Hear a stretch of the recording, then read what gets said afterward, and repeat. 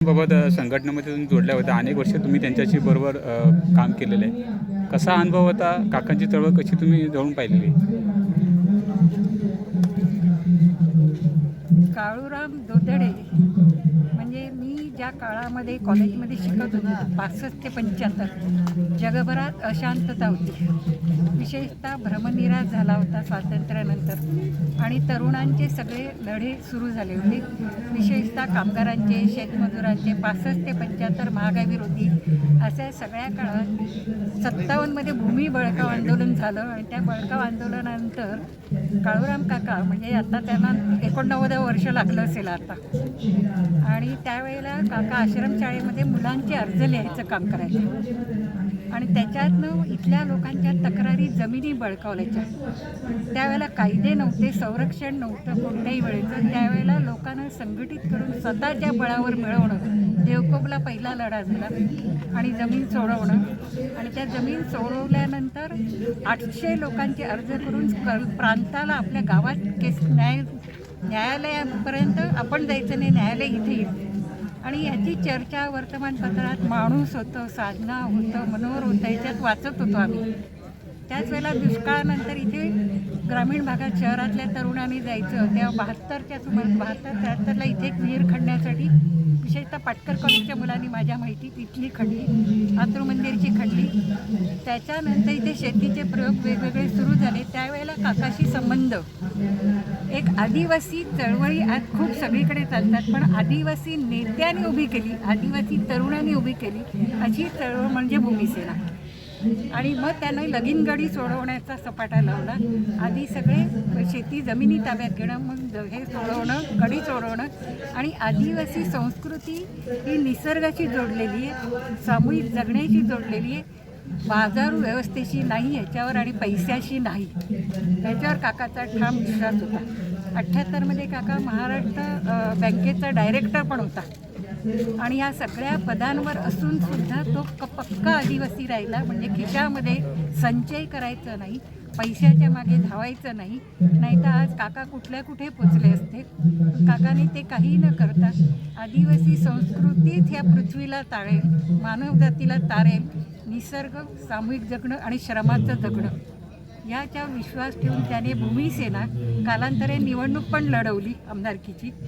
त्यात यश मिळत नाही बघितल्यानंतर पुन्हा सर्व आदिवासी सुटा एकत्र करायला देशभरामध्ये फिरून आदिवासी एकताची परिषद केली. आज घडीला वनहक्क कायदा असेल, पेसा कायदा असेल, निसर्गावरचा नियंत्रणाच्या इथल्या सगळ्या लढे असतील, हे त्याला आपले त्याच्यामुळे वाटत होते. आणि या सगळ्या लढ्याशी जोडलेलं असल्यामुळे 72पासून व्यक्ती म्हणून आणि 77पासून जमरणज्योत आंदोलन म्हणून काकाबरोबर जोडून काम करताना आम्हाला आदिवासी जीवनाचे धडे आणि आदिवासी जीवनाचं मर्म सांगणारा आणि संघटनेचं महत्त्व सांगणारा आज काका गेल्यामुळे एक पर्व आमच्या आयुष्यातलं संपलेलं आहे. पण ही चळवळ आपल्याला पुढे जास्ती जोमाने नेणं हेच खरं काकाच्या कामाचं यश होईल. सर्वांचे आधारस्तंभ ज्यांनी आपलं अख्खं आयुष्य समाजाच्या कल्याणासाठी वेचलं,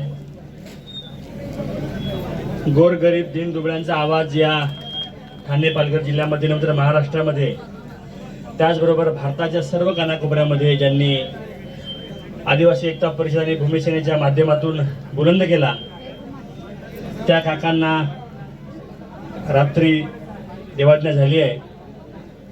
त्यांच्याबद्दल इथे हुसेनभाई दलवाई आणि अनेक आपल्या सर्व ज्येष्ठ मान्यवरांनी आपलं दुःख व्यक्त केलं. अतिशय साध्या या राहणीमानामध्ये अतिशय हिमालयाची उंची असलेला हा आपला सर्वांचा नेता आज आनंदामध्ये विलीन होत आहे. त्यांनी दिलेली शिकवण, त्यांनी दिलेला वारसा हा पुढच्या काळामध्ये आपल्या सर्वांच्या माध्यमातून पुढे नेत असताना सर्वांना सोबत घेऊन जाण्याची त्यांची शिकवण ही कायम आपल्या सर्वांच्या स्मरणात राहील. अनेक संघर्षाच्या काळामध्ये कधीही कुठल्या आमिषाला बळी न पडता धाक दपटशा असेल किंवा सत्तेचा दबाव असेल, या कुठल्याही गोष्टीला न घाबरता न जुमानता काकांनी अख्खं आपलं आयुष्य त्या ठिकाणी समाजाच्या हितासाठी वेचलं. त्यांनी दिलेली शिकवण आणि त्यांनी दाखवलेला मार्ग या सर्वांवर आपण सर्व मंडळी वाटचाल करत आहोत. आमच्या अनेक संघर्षाच्या काळामध्ये काकांनी स्वतः खांद्याला खांदा लावून त्या ठिकाणी आम्हाला मदत केली, आम्हाला घडवलं, आम्हाला वाढवलं, आम्हाला रुजवलं. समाजाची नाळ कशी जोडायची आणि त्याचं बाळकडू हे काकांनी त्यांच्या हयातीमध्ये आम्हा सर्वांना त्या ठिकाणी दिलं आणि त्यांचाच वारसा घेऊन पुढे वाटचाल आपण सर्व करत आहोत. सर्व समाजाच्या वतीने, सर्व पक्षाच्या वतीने, महाविकास आघाडीच्या वतीने, विधानमंडळाच्या वतीने सुद्धा मी आदरणीय काकांना भावपूर्ण श्रद्धांजली अर्पण करतो. हे ईश्वर त्यांच्या कुटुंबियांना, त्यांच्या सर्व कार्यकर्त्यांना, त्यांना मानणाऱ्या सर्व समाज बांधवांना, त्यांच्या अंशवरून बाळगणाऱ्या सर्व माझ्या बंधू आणि भगिनींना हे दुःख पेलण्याची ईश्वर शक्ती देवो अशी ईश्वराची प्रार्थना करतो आणि माझ्या शब्दांना विराम देतो. आपले सर्वांचे आवडते काका यांचं आज आपल्या मधून जाणं, त्यांचं दुःखद निधन होणं हे संपूर्ण आदिवासी समाजाला एक खूप वेदनादायी अशी घटना आहे. आणि काका म्हणजे समाज आणि समाज म्हणजे काका, अशा पद्धतीने काकांनी गेली 50-60 वर्ष या पालघर जिल्ह्यामध्ये नव्हे तर संपूर्ण भारतामध्ये आदिवासी समाजाची एक मोठ बांधण्याचं काम त्यांनी केलं. आणि हे आदिवासी समाजावर होणारे अन्याय अत्याचार त्यांना वाचा फोडली.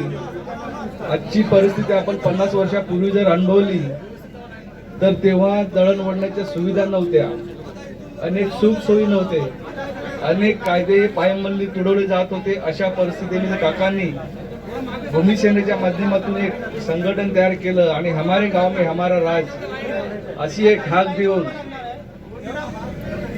एक संपूर्ण या विभागामध्ये एक मोठं आंदोलन तयार करून एक समाजाला न्याय देण्याची भूमिका केली. त्यावेळचे बडे धडधांडगे असतील, पोलीस यंत्रणा असतील, त्याचे समाजावर आदिवासी समाजावर अन्याय करणारी जी मंडळी होती त्यांच्या विरोधामध्ये त्यांनी मोठा लढा उभारला. तो शेतकरी असेल, शेतकरी मजूर असेल, कामगार असेल किंवा कुठल्याही पीडित असलेला जो आदिवासी समाज याच्या न्यायासाठी, हक्कासाठी, अधिकारासाठी या संपूर्ण यंत्रणेला बात करून या समाजाची एक दिशा देण्याचं काम, त्यांच्यावर अन्याय दूर करण्याचं काम काकांनी आपल्या जीवनामध्ये केलं. अनेक लोकांना घडवलं, अनेक तरुणांना त्यांनी दिशा दिली, समाजाला दिशा दिली. आणि कुठल्याही पक्षाचं झेंडा हातामध्ये न घेता समाज हाच माझा झेंडा आहे आणि लाल झेंड्याला वंदन करून काकांनी सदैव आपलं कार्य प्रेरित लोकांसमोर ठेवलं. आणि त्याच्यामुळे काकांच्या सोबत कुठलाही राजकीय पक्ष असेल, कुठलाही राजकीय पुढारी असेल, त्याचं महत्त्व काकांपुढे फार नगण्य होतं. कारण पक्ष हा पक्षापुरता मर्यादा असतो, पक्षाची व्यक्ती पक्षापुरते मर्यादा असते, परंतु समाजाचा माणूस हा खूप पलीकडे असतो, त्याला कुठल्या मर्यादा नसतात. आणि त्याच्यामुळे काकांच्या मर्यादा या खूप मोठ्या होत्या, त्यांची झेप खूप मोठी होती. त्यांचा आवाज म्हणजे आदिवासींचा आवाज, ज्या ठिकाणी काका उभे राहिले त्या दिवशी संपूर्ण यंत्रणा ठप्प होऊन त्यांच्या सोबत राहून ते आदिवासी असेल किंवा जो गरीब असेल त्याच्यावर न्याय देण्याची भूमिका काकांनी नेहमी ठेवली.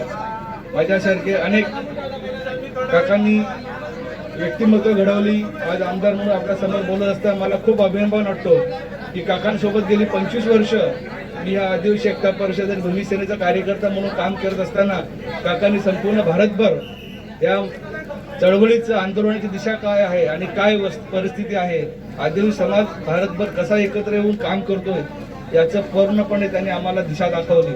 आणि निश्चितच आपण सर्वजण जाणतात की संपूर्ण भारतातून वर्षातून एकदा एक आदिवासी महासंमेलन प्रत्येक राज्याच्या कानाकोपऱ्यामध्ये कुठेतरी वर्षातून एकदा होतं आणि तिथे लाखोच्या संख्येने आपले आदिवासी बांधव एकत्र येत असतात.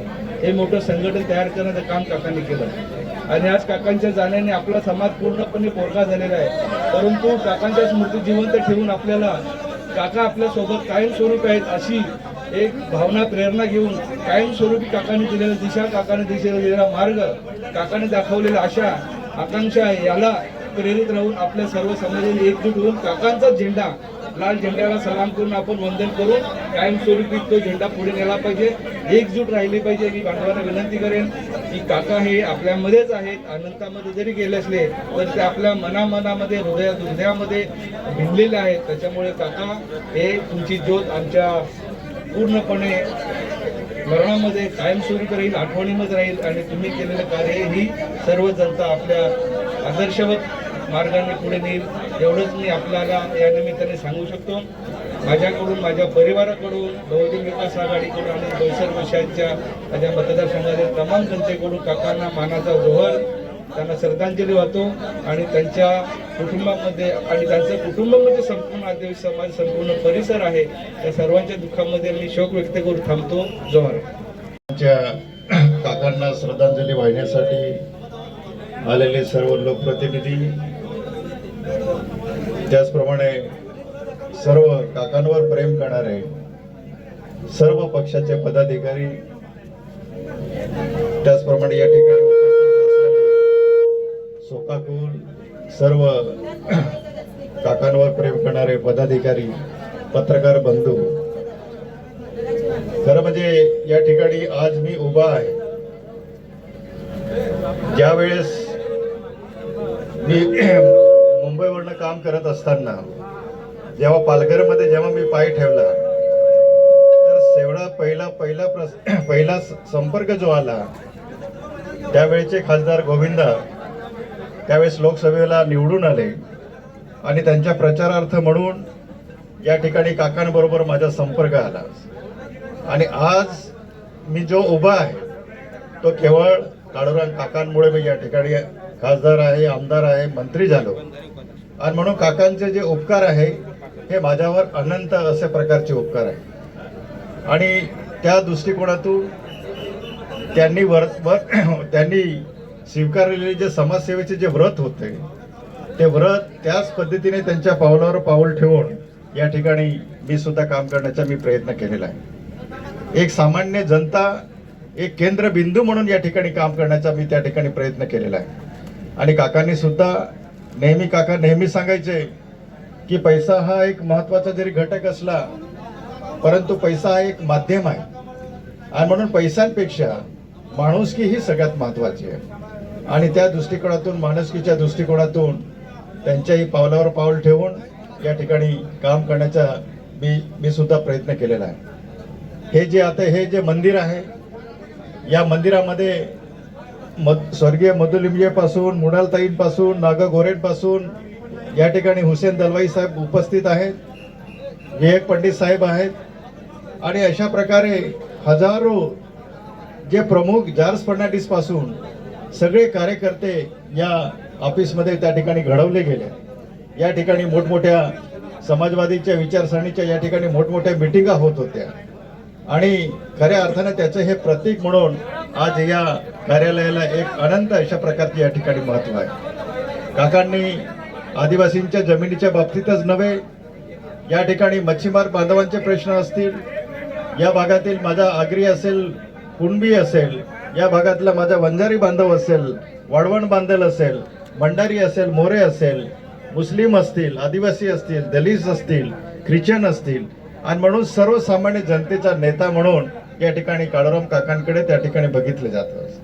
त्यांनी राजकारणामध्ये जर कदाचित त्यांनी भाग पूर्वीपासून जर घेतला असता तर आज कदाचित ते मोठ्या पदावर राहिले असते, परंतु त्यांनी ती राजकारणापेक्षा या ठिकाणी त्यांनी समाजकारणाला त्या ठिकाणी अवास्तव अशा प्रकारचं महत्त्व दिलं आणि सामान्य माणूस केंद्रबिंदू म्हणूनच त्यांनी काम करण्याचा प्रयत्न केला.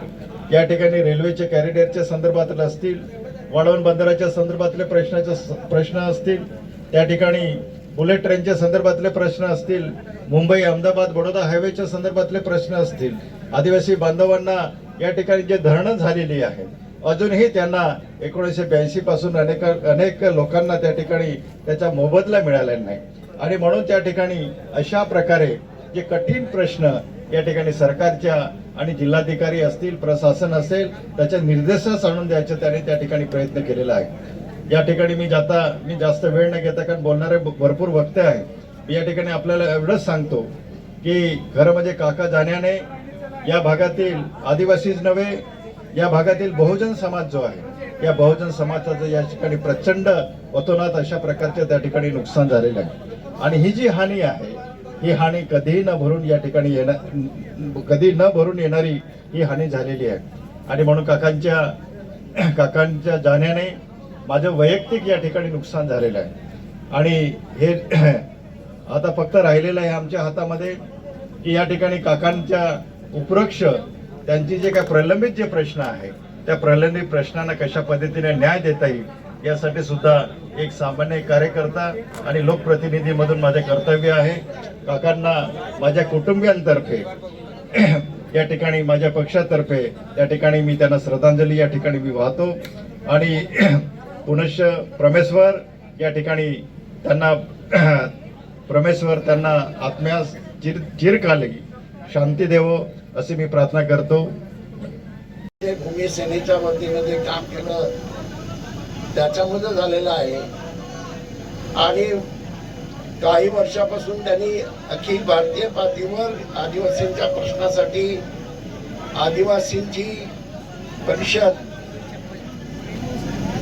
त्या परिषदेच्या अनुषंगानं पण त्यांनी पूर्ण भारतामध्ये काम चालू केलं होतं.